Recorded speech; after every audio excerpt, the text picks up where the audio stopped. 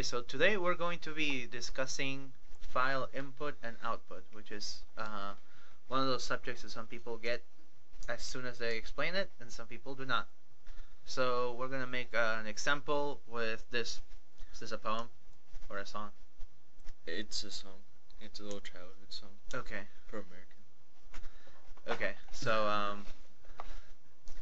we are charged with changing this poem, and instead of making it have new lines, which is the lines that are separating them right now. So instead of making it look like that, we're gonna change those to be tabs. So they just gave us a text file, so we already wrote it. This is called input.txt.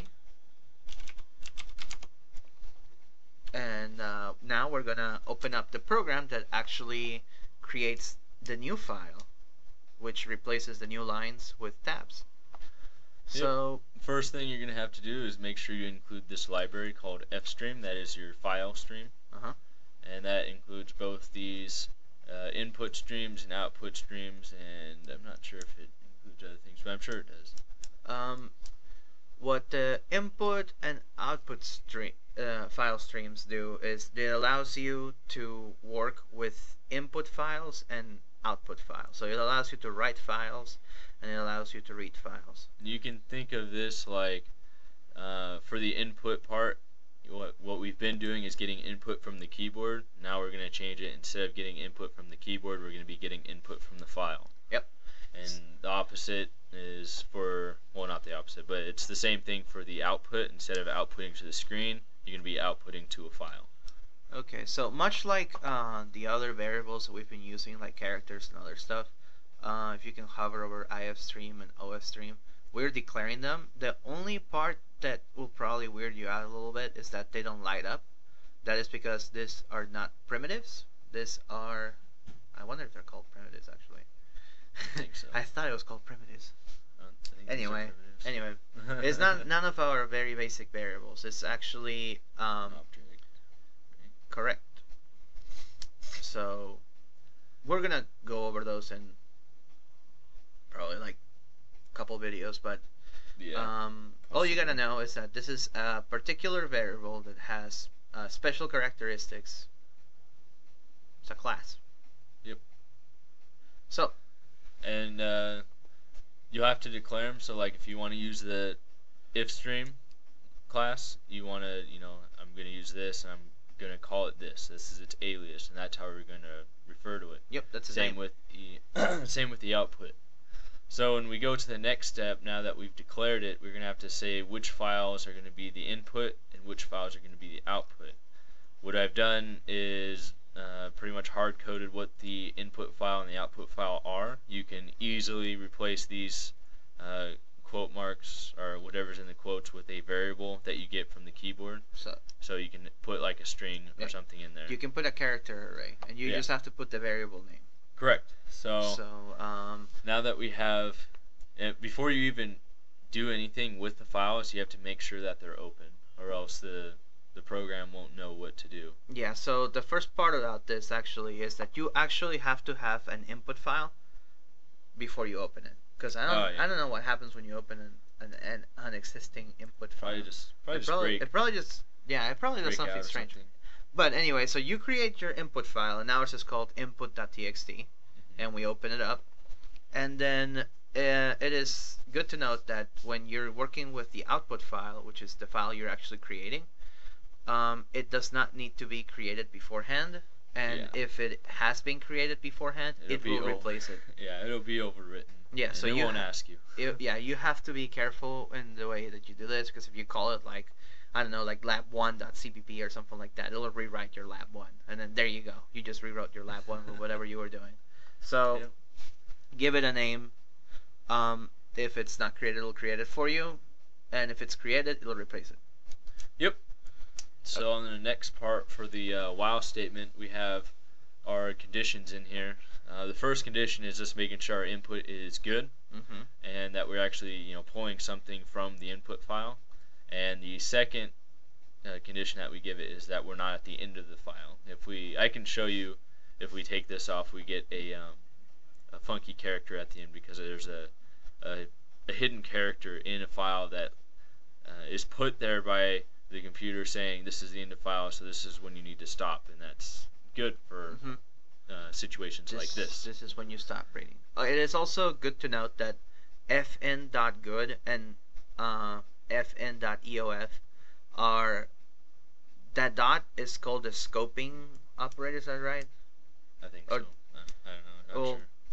This is the dot, basically the dot operator. So what we're doing is that we're going into the variable, which is fn, and going inside, and there is a function which returns a value based on the file that you're working on. So I'm deliberately being a little bit iffy on how I'm explaining this because we're going to go over this afterwards.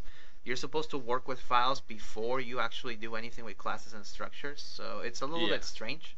You just have to take our word for it. It'll make sense later on. So for now, just think of .good and .eof as just some special characteristics that the programmers put in there to make the class more versatile. It's a part of the fstream area. Yep. So so moving on. Now we're gonna use the fn.get, which is still a particular characteristic of our input stream and output stream variables. I think it's just input stream actually. Yeah. But most likely. What it does is that it returns the next character, or the current character, I guess, of the file, and since it returns it, it's jumping out of scope. So we have to catch it, otherwise it just disappears. So we declared up there, if you can hover, Mr. Kevin, character A, and we are storing whatever we're getting from the file, which is file in, fn, in character A, and then we're checking if the file is good. Now it is really important for you guys to know that when you do use the .get, it actually outputs, or it gets the character and it throws it out sort of from the file. So it's no longer in there. I think it uses like a temporary one or something like that, but what it's doing is it takes it out. So next time you call fn.get, you're actually working with the next character and not the same one. Yep, and always remember that it's getting one at a time. Yep. And that's why we have it in a while statement, because we need to get every character, and that's how we're going to do it. So we also don't know when we're going to stop. Exactly. So after we get a character, then we make sure that our input's good, and it's not like a funky character still, and at the end. And then for the case of our program, I'm going to output it to the screen right here with the cout. And also for the program, we want to replace all of our new lines, which is this /n, with tabs, which is the /t. And if we do run into a new line character, we'll replace it and we'll output to the output file with the fout. As you can see, fout is kind of similar to cn. Almost the same thing. Yeah, cn and cout. So if you look at that and you look at that, it's really similar, and that's how it's supposed to be. Except instead of outputting to the screen, you're going to be outputting to a file. And I said almost the same thing, but they're not. It's just the way we're working with them. The way you're probably going to be working with them, it's almost the same thing. Like you're just going to be outputting to the file. So yeah, then once we get done getting one character, we'll go back up here, we'll test, and we'll keep getting the next characters while we can. So we'll be outputting the original file first, which is the cout, and then we will be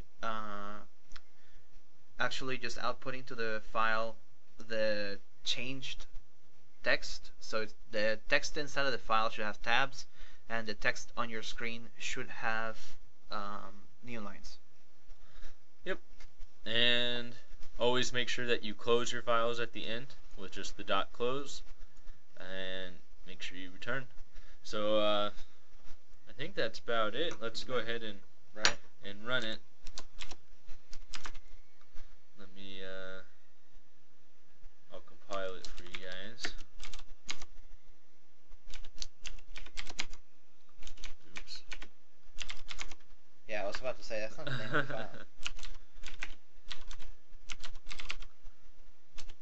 So there you go. We did the cout part. That's what you're seeing here. That's what's in the file. That's what's on this. Yeah, that's what was in our original file. So if we went back and we looked at input.txt, which it looks exactly the same. So if we go back, I'll run it again real quick. And we wanted to ultimately make all these new lines into tabs. So if we go into our output file, we will see that all of our new lines are now tabs, and it's a little bit different here because the words are longer. Yep.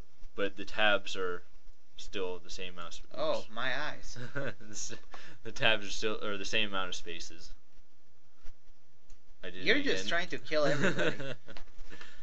And that's it. I mean, we can even you can do other stuff, yeah, like since you're getting one character at a time, you can test that character for multiple qualities. As long as you're have your if statement correctly and you're testing it for a single character, you should be able to replace anything with whatever you want. Like, for example, why don't you replace all the I's with, like, I don't know, I don't care. Put like I'll replace the M's with X's. Okay, sure, good enough.